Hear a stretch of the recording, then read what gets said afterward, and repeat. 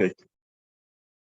Good morning, everyone. So we're having a look. We're continuing trying to learn the story of the Machat, the Halacha of the Machat Shabbat, little verse I think, as far as I remember, I don't know if we finished off. So I just want to revisit this briefly. The question of the raya from our Mishnah. So, Rava Braid Rabbah asked a shaila about Machat SheNital Chararah, and his Rebbe Rav Yosef answered him by saying to him that this really emerges from the Mishnah. The Mishnah tells us that the Machat can be used to remove a kite, to remove a thorn, and with respect to a thorn, whether the Machat still has its chur, still has its hole or not, is irrelevant. We discussed whether the answer would also be with respect to the point or not, but at least with respect to the chur, the kite doesn't care whether the Machat has a hole or not, and therefore you see that it's not Muktza, even if it doesn't have a hole in the eye of the needle anymore, because it can still be used to remove a kite. That's how Rav Yosef cites the Mishnah to prove his point to. Now the problem with this is that it doesn't seem to be what the Mishnah says. All the Mishnah is saying is that if it is a keli, a useful utensil, albeit one whose use is Muktza, is forbidden, and therefore it's a kli she'menachta le'issa. In other words, a needle is used for sewing. It's a keli, it's there for human use, but its use is prohibited. That's what we call Muktza, kli she'menachta le'issa. Nonetheless, since it is a keli, it can be used for sorech gufay. You can repurpose on Shabbos. You can use it on Shabbos for a mutter use. That's what it means to be a keli. Something which isn't a keli at all, but is muktzah because it's completely not a keli. It's just a stone. If you have a kite, you can't pick up that stone to remove the thorn from you, because that's not a keli at all, and therefore that's not even muktzah. In our language, would say it's not a keli that's muktzah of the sorech gufay. The lomdos of the sorech gufay is a keli, even a muktzah keli, because its main functionality is something prohibited like sewing, nonetheless is always made for a mutter use, and therefore that sort of muktzah can always be used for a mutter use. Whereas something which is completely removed from human use is not a keli at all, like a stone, you can't use even for a permitted use. So the Mishnah doesn't say that the de-coating use of a needle is enough to make it a keli. All it says is that if you have a keli, because you have a functional needle, you can then reuse it. You can also use it on Shabbos for as a sharp point to get out a thorn. It doesn't say that that if all that you have is its use as a thorn, that's enough to make it into a keli. And therefore, seemingly, we're back to square one, to the original question of, is an eye of the needle, an eyeless needle, a keli or not? What makes it into a keli? What's Rav Yosef achieving? So very briefly, there are two answers to this question. I think we only discussed one, not the other, which is why I just want to revisit this, but apologies if this is a repetition. One answer to the question, which is the Sfas Emes's answer, is that it's true, correct, and Rav Yosef's answer only works according to the explanation I just summarized of the Mishnah is the final explanation, the Maskana of the Gemara is the explanation that's correct for Halacha. But Rav Yehuda had a different reading. Rav Yehuda read the Mishnah as talking about a needle which you are miyached for coats use. Just that's the example he says. He says we're not talking about a regular hammer. We're talking about a hammer that was a blacksmith hammer you couldn't use for mutter use on Shabbos. We're talking about one which we are miyached for that. We're not talking about a we're not talking. Max, I'm just going to mute you. Sorry. We're not talking about a regular mazleg, malgez. We're not talking about a regular hammer, and therefore, similarly, we're not talking about a regular needle. We're talking about a needle that you were miyachid for this particular purpose, and therefore, Rav Yosef's answer to the question is, I understand you. Perhaps this was Rav Yosef's view or how he was learning the Mishnah.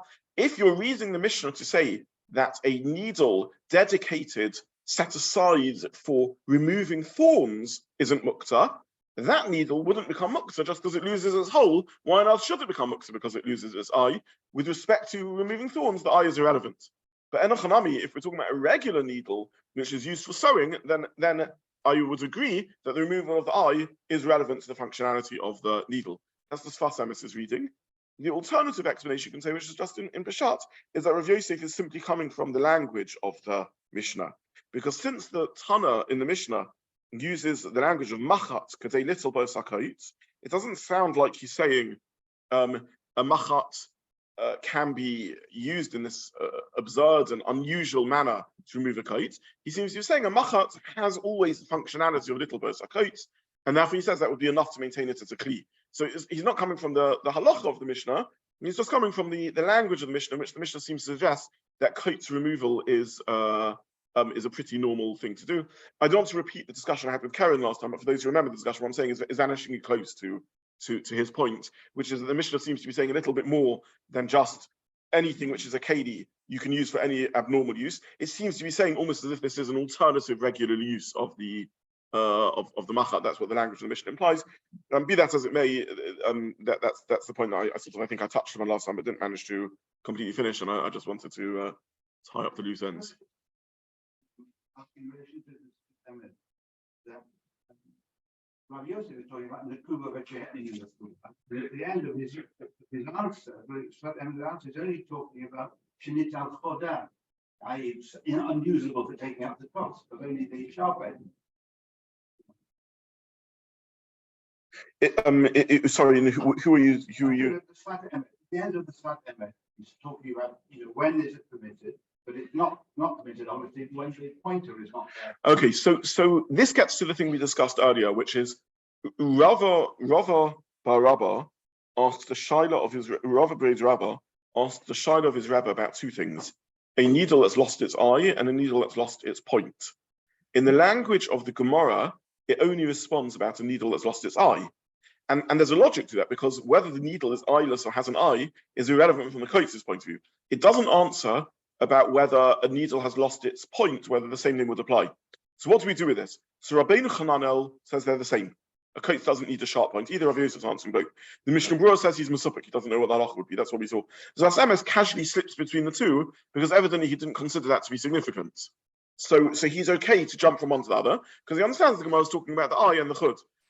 It's an incidentally interesting point in the Sfas Emes, that point, but in the logic of the answer to the Sfas Emes is not really relevant. However you learn the Gemara, whether the Gemara is resolving, whether Rav Yosef intended to resolve both the broken needle where the point's been broken off or the eye has been lost, or whether he only meant to resolve the eyeless needle case, nonetheless the logic of the Sfas Emes still can be expressed. Yeah. Okay. Well, you work through that. Fine. Yeah. And if need be, the recording I laid out this point at much greater length. I don't know on the BL up and stuff. Yeah. So Jeffrey, we had the other. Okay. All good. I was wondering, for the second explanation you gave, that we could read that into Rabbah quite easily then, with the Muktza, that the object you can use the Masechet Shabbat because inherently it is because it might be. So that's true, but again, I want to emphasize this point, because let me just try and bring clarity to this. La Halacha and possibly what Rav Yehuda's Bar Plugta, how the Gemara learns, the point isn't whether it's usual or unusual to use a hammer for nut cracking or to use a needle for decoating. The point is that since it's a kli, it's a servant of human beings. It's a utensil set aside for human needs, and therefore, even though it's the very thing which makes it a kli can't be done on Shabbos, nonetheless it remains dedicated to any other possible functionality you can squeeze out of it, as opposed to a stone, which is just a stone. It's an independent entity. It's not a human servant. It's not a kli, and therefore, if you wish to use it now for exactly the same function of decoating or paperweight or whatever, it'd be innovative to ascribe it that functionality, and therefore it's a problem. So, in a sense, the very logic of the heter of Klisha Menachta of the Torah of Gufa with the Klisha Menachta Lisa is it's saying that in some respects Kelim are omed for any uses. But all we mean by omed is that once it's a kli, it's a servant of human beings for its primary function, then even weird and wonderful functions are also inherent. It's therefore whatever you want to use it for. It doesn't mean that it's particularly set aside for coats use or particularly uniquely gifted in decoating. Nor does it therefore mean that if all it had was the decoating function, that would be enough to make it not Muktza. So in halacha, you don't need the heter of Tzorech Gufa is even if this is something which would be really not something that's its own for. You could use the hammer as a paperweight, even though it doesn't make a particularly good paperweight. And no one would argue that this is a normal use of a hammer. So one way of answering Rav Yosef's proof is, and Rav Yosef doesn't work like the halachic reading, it only works in Rav Yehuda. That's the Sfas Emes. The alternative way of answering it is, no, it even works in the halachic reading, because it happens to be that the way the halacha was expressed tells us something stronger. It doesn't just say this is a weird and wonderful use of the hammer, or the weird and wonderful use of the machat. It seems to say this is a good use for which it genuinely is omed, which it's also used for. Karen took this further, and he did raise a legitimate problem, which is if this is the case, then how do we know the more broad definition of Machat Gufay? But I'm putting that question sort of inside. Okay, so that's just finishing off the maths of of Rav Yosef's raya. We now get to the really thorny issue of the sugya, which is the relationship between the definition of Kelim with respect to Muktza and the definition of Kelim with respect to Shabbos, and to what degree do they align or not align? Sorry, Kelim. Sorry, with respect to Shabbos and respect to Tumah. I'm sorry, forgive me. Yeah, sorry. Yeah, Muktza, yeah. With respect to Muktza and with respect to Tumah, and to what degree do they align or not align? Now, all I said, and I'm not going to prove this point particularly, is as a hakdama to the sugya. I'm going to just take on as an axiom, as a premise, that no one thinks there's perfect alignment. And that's because of many other halachic sources, which I don't want to go into. I'll simply mention the easiest example I can, which is that of Pshutoi Kli 8, Min HaTorah, learnt from a Gezeras HaKosov, a flat wooden board cannot be makabel Tumah. It is not a keli with respect to Tumah. And nonetheless, with respect to Shabbos, a challah board, no one would suggest for a moment is Muktza. So no one thinks that there's perfect alignment. And for now, all I'm going to say is that anything which we can label as a Gezeras HaKosov, as a unique Torah-driven specific exclusion in Hilchos Tumah, no one would cross-translate to Hilchos Muktza. In other words, everyone in the Gemara recognizes that Hilchos Tumah has unique Gezeras HaKosov driven definitions of Kelim. The machlokus is once we leave those rare exceptions and we enter the realm of svara as to what determines or doesn't determine something as being set aside for human use, which is a necessary prerequisite both for Tumah and to avoid Muktza, to what degree there can we cross-transfer lomdas? Now, I just in the interest of intellectual honesty, what I said isn't entirely accurate, because even the Gezeras HaKosov of excluding Pshutoi Kli 8 has a rationale behind it. It's not just a rule. It's telling us something about how Kelim work, but that degree of comparison, no one is suggesting that we make. Things which are clearly unique halachas to Tumah, no one is arguing that we make. The debate in our sugya is things which are more about the regular functioning of how we determine that an object is set aside for use. That's where there's a debate around the parameters of to what degree we can compare. And basically, it's a machlokas amoraim, because that's what the sugya is about. And to make our lives yet more fun, it's a machlokas rishonim with the exact parameters of this machlokas amoraim. And that's what we're going to spend this year and probably the next year at least discussing, looking at Tosfos, looking at the Ran, looking at how they define what this machlokas amoraim is. But basically, our sugya is a machlokas amoraim about to what degree you can translate across from Tumah to Shabbos and back, to what degree there's a two-way comparison process possible, and a machlokas rishonim about exactly what each side meant in the limits and so on. And as an axiom, though we're not going to really go into it, no one thought there's a perfect comparison. No one exactly is equating them. The question is to what degree can you equate? And I'm not particularly setting out to prove that point because it's beyond the scope of this year. I'm just taking it on as a sort of an assumption to make our lives simple. Okay, Adam. I mean, one obviously see that in the mission of there, which is the Mephosh mission, which says things they're not comparative, but the conventionalization makes me covered to them, not aiming covered to them. In fact, they cut this out of Shabbat. 100%. Absolutely right. Yes. The reason I didn't mention it is because we haven't learned that mission, and I didn't want to get into what a conventionalization is. But you're 100% right. Yes. Absolutely spot on, Mara Mokum.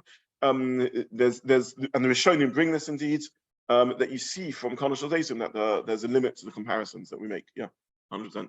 But for now, I'm not going into that. I'm just saying, as just to file away as a piece of information, even though there's debate in the Gemara as to what extent you can make comparisons, no one thinks that it's completely synonymous. That's just a given.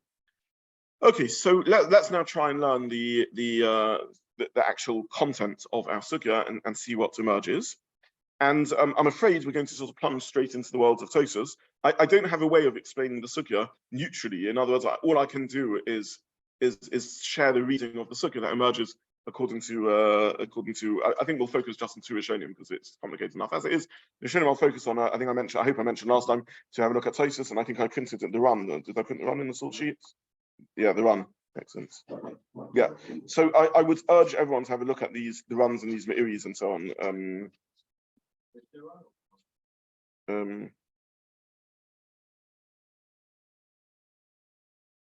On page 2, yes. Yes, on page 2. Yeah, the Chedush Aram Yuchas Ritva. Yeah, that's the first one.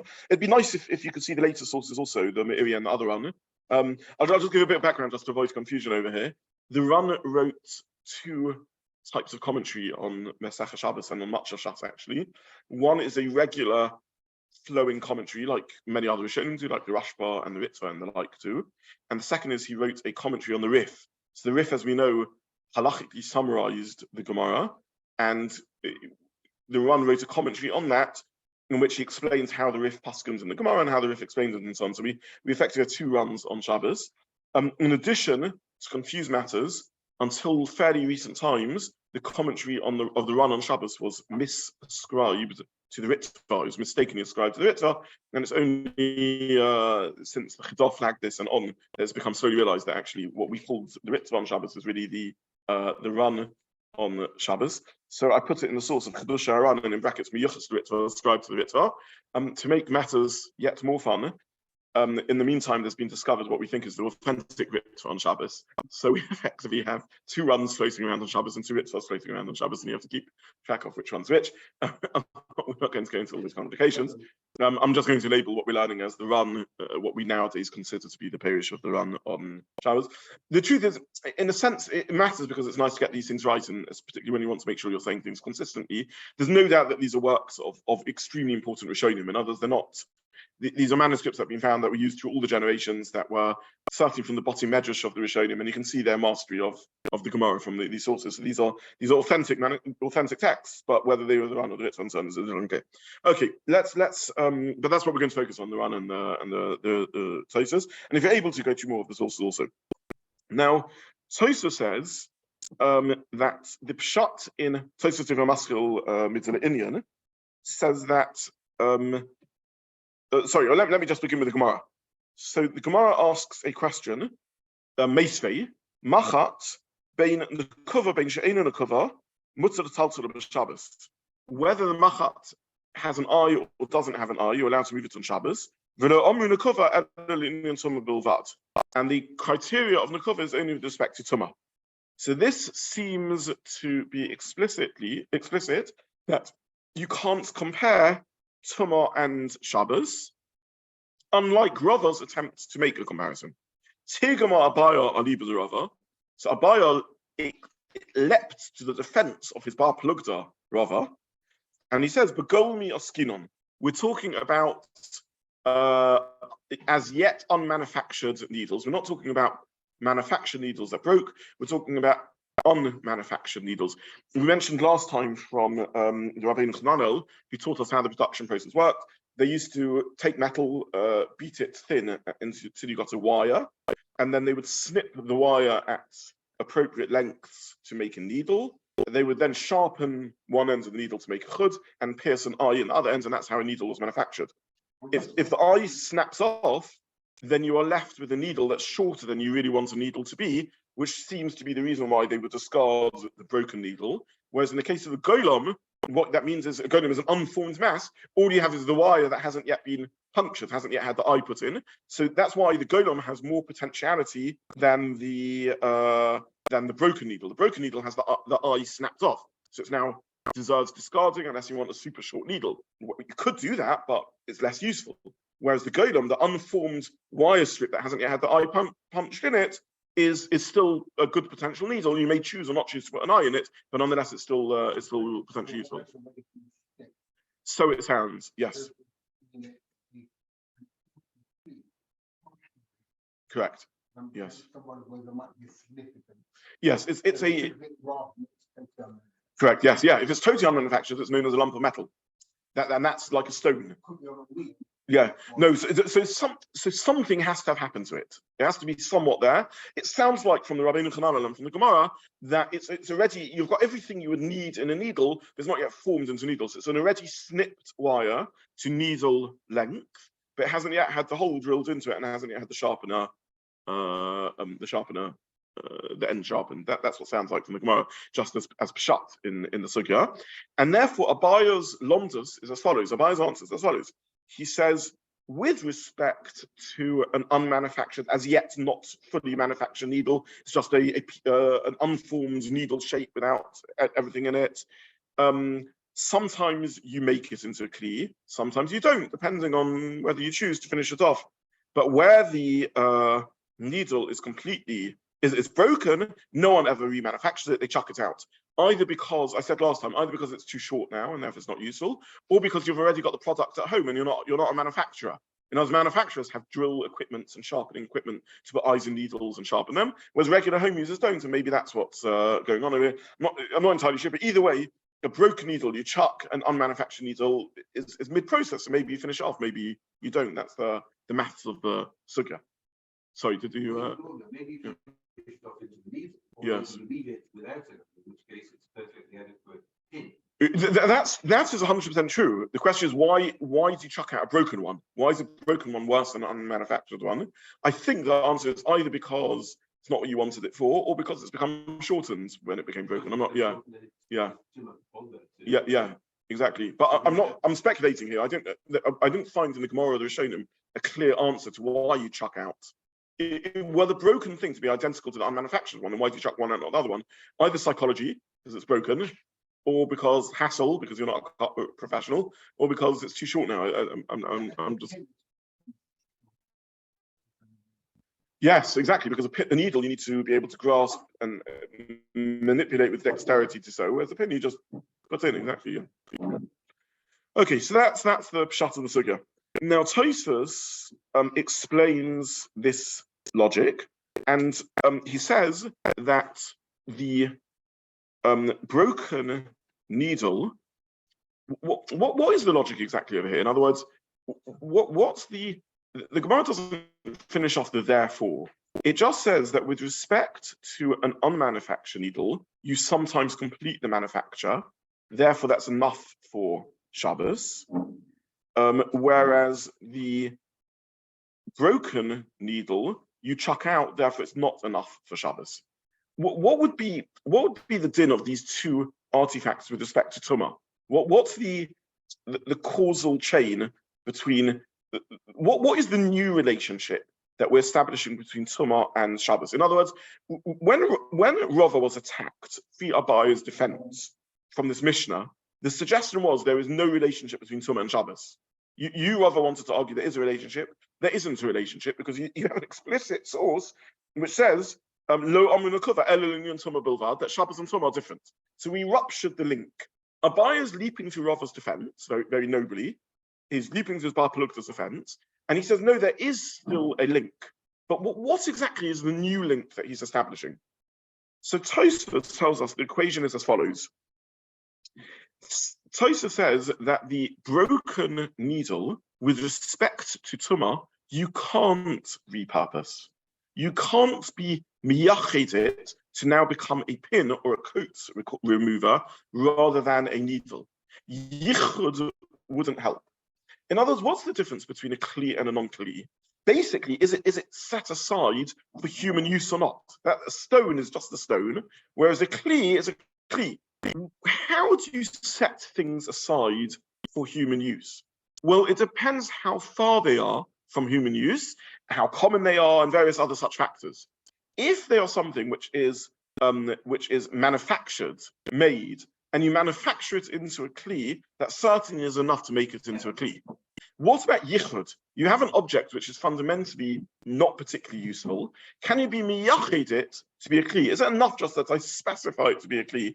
Or does it need some form of action or manufacture to make it into a kli? Well, the answer is it depends how far it is from usefulness.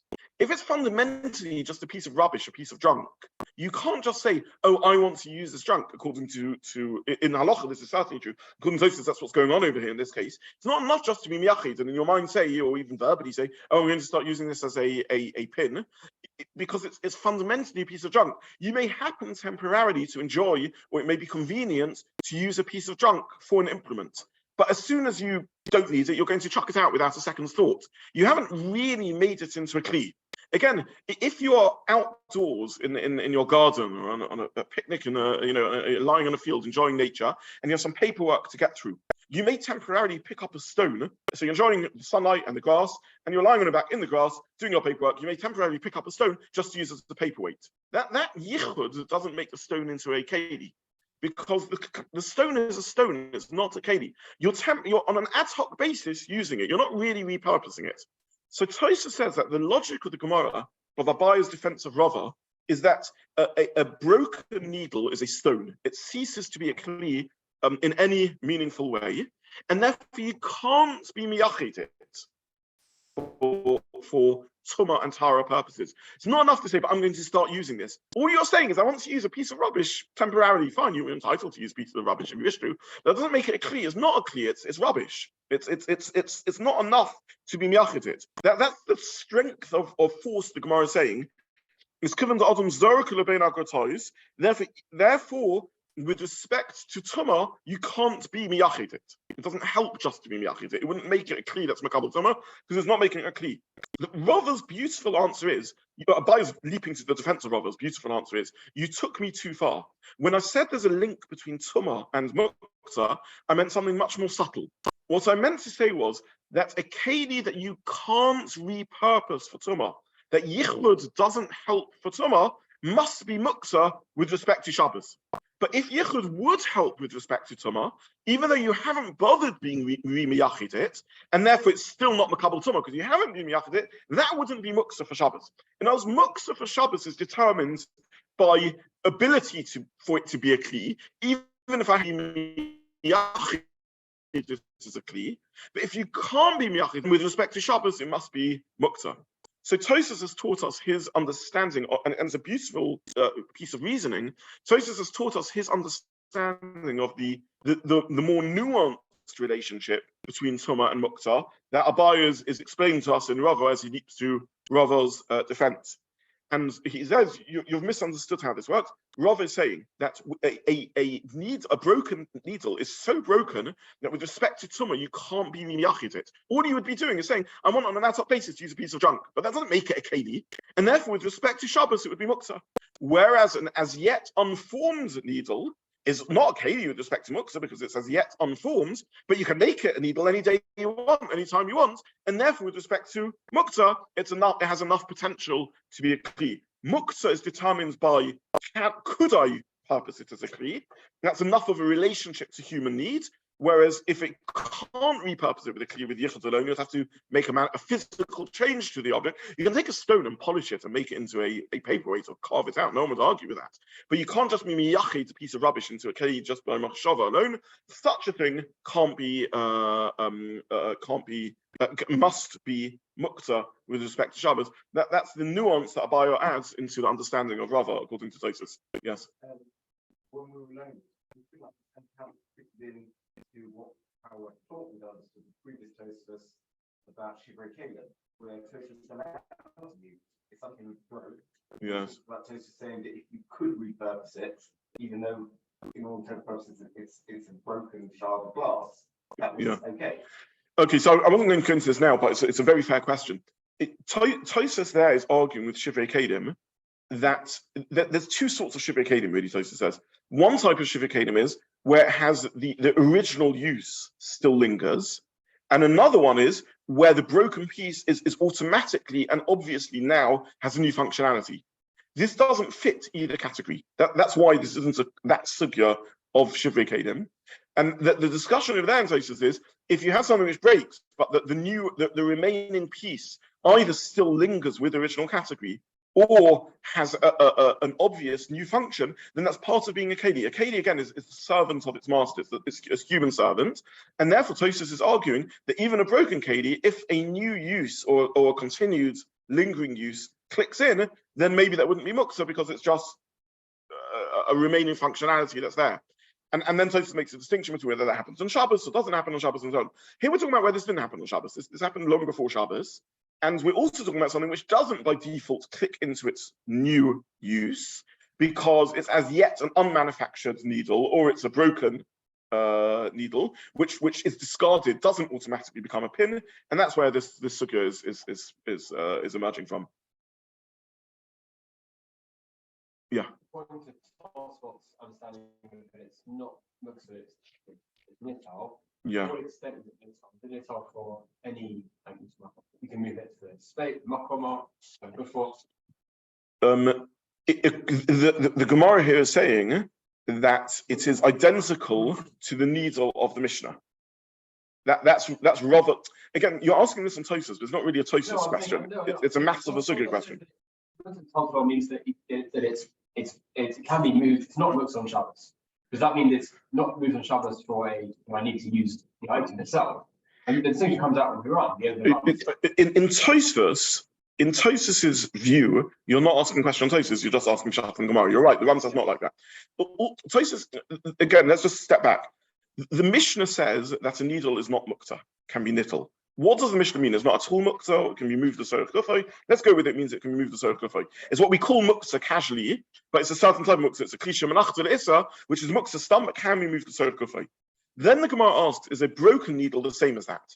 So whatever that means is what the Shiur of the Gemara is about a broken needle. Tosfos then says that a broken needle is garbage, according to Rava. There he would agree that it's not makabel tumah, it's not Muktza, but an unformed needle can be SheNital.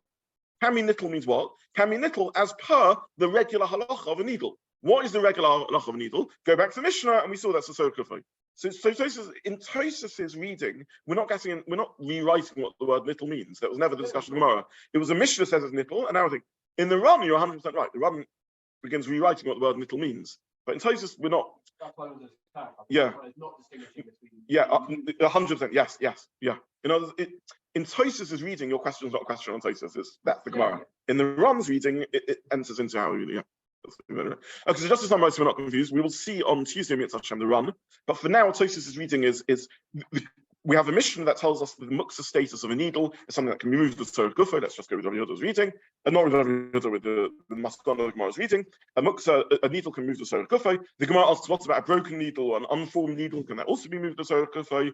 Abaya answers that there's that according to Rava, there's a difference between the two, and a broken needle is such rubbish that Yichud doesn't help for it with respect to Tumah, and therefore it's Muktza even with respect, it's Muktza, it's not actually even with respect to Muktza, but an unformed needle, even though with Tumah is as yet unpurposed, it hasn't been repurposed, and therefore it's not makabel Tumah, but you could do so to Yichud, and therefore with respect to Shabbos, that's sufficient. So in that reading, Shabbos is even according to Rava, is a broader category of Kelim. It doesn't yet have to have the functionality. It has to easily slip into the new functionality through Yichud. That's how Tosfos explains things. We'll stop there for today, and we'll carry on Tuesday. Oh, yeah.